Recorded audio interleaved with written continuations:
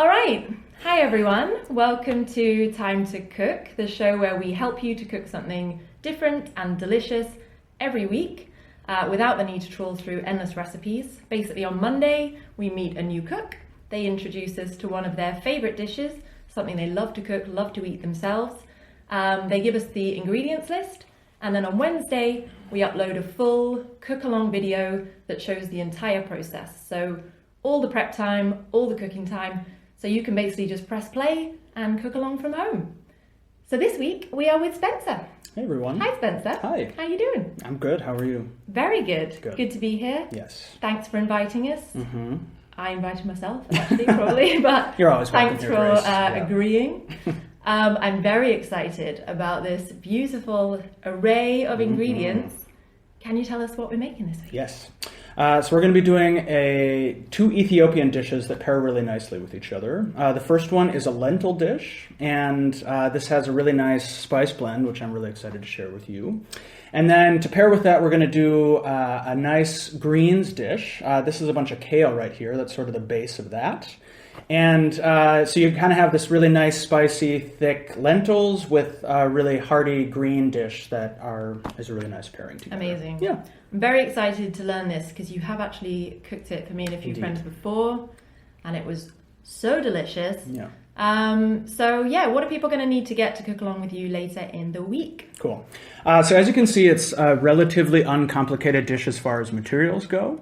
I'm going to start with the lentil dish. You're going to need about a cup of lentils. If that doesn't mean anything to you, it's about 250 milliliters, give or take, right? Is it important that they are red lentils or can it be? It is, color? yes. Yeah? So you really want to spring for red lentils here. You can see they're very tiny, and this is really important for the dish. Some lentils, especially the bigger discs, you need to soak before you're using them so that they really soften up in the dish. But if you get red lentils, they're already pretty small and you don't need to do any prep for them. So definitely spring for red lentils. To go with that, you're going to be cooking them in some coconut oil. You can definitely use butter or canola oil, whatever you have. I like to use coconut oil because it really doesn't get rancid at high heat. So it's a really nice cooking oil.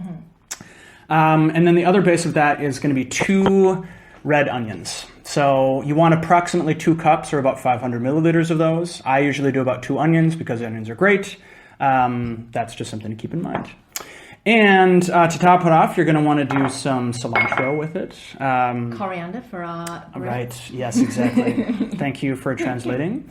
So coriander or cilantro, this is just a really nice sort of sweetness at the end. I really think this brings the 2 flavors together and really sort of cools the dish down. So that is definitely a must do. Yeah, even as someone who doesn't think they like coriander, this works really well. Absolutely. Yeah, it's something that you can sort of taste, but it's definitely not like a present flavor or anything. Okay?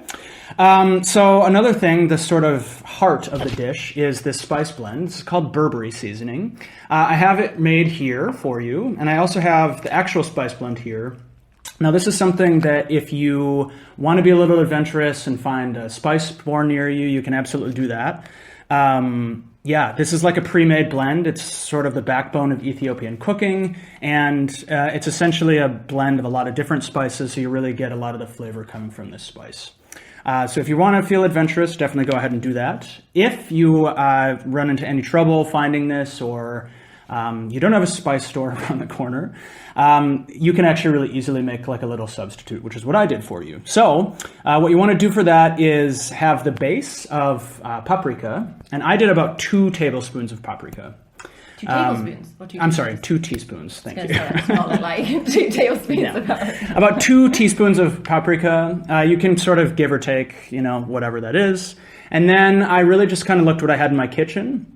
The main thing, what you want is that you want this sort of sweetness to it as well. So you could do anything from cinnamon to cloves, anything that sort of brings out that really sweetness to it. And then along with it, something that brings a lot of flavor is cumin or coriander, ground coriander, the spice.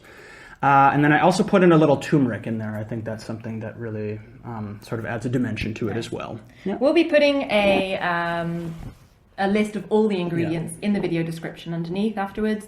So if you've got to the end of that and been like, I don't know, what am I doing? Then we'll put a detailed list of exactly how many, the quantities of all the spices you'll need to make that.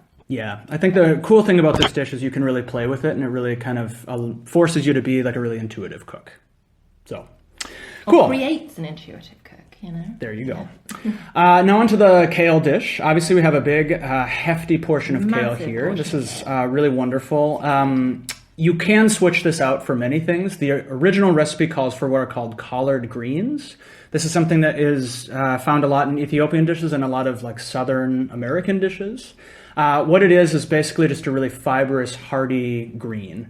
And this is really important that it's as kind of thick and hearty as possible because you're going to put that in there for about 10 minutes. If you're like, I'm not going to find kale, I don't have collard greens, spinach is a really easy substitute. You can do that. In the cooking video, I'll tell you a little bit about how to modify the recipe just a little bit if you choose to do that. Okay. But kale is essential. It's just hit German supermarkets, kale, so it's quite a good celebration of kale coming into season here. Indeed. If you are in Germany, that's good. And shoot for about 500 grams. Anywhere from 400 to 500 grams is probably good. All right.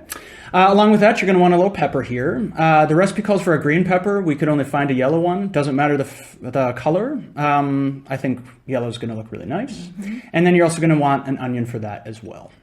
Okay. For spices in this dish, it's a mix of 3 spices, not as complex as the berbere.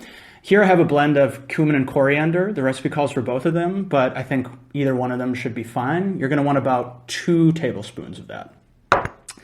Here we also have some turmeric. You're going to want about 1.5 tablespoons of that. And then paprika, approximately the same, give or take. Did you mean tablespoons that time? I did mean tablespoons Very that time. good. There's a lot of spice in this one. Yep. What's going to go in the lentils is some broth, so just make sure you have this on hand. Grace really recommends this. Veggie broth. Blend. Yeah, the delicatesse is very, for Germans, for people here, it's a very good one. Yeah. You can use powdered broth or you can use any liquid broth, obviously. And then I just have about 1 cup full of rice. Rice, I'm going to let you do your own thing. You can do 2 cups. Really depends on how much you want, right? Something also fun for these spices, especially if you're creating our own, I found what are called cardamom pods, and they're really fun little seeds. You can actually just throw those right in the rice, and I'll talk about this in the cooking. That really brings out some cardamom flavor in the rice, which is usually pretty bland and sort of spices up the dish as well. Okay. Spice it up. Yeah.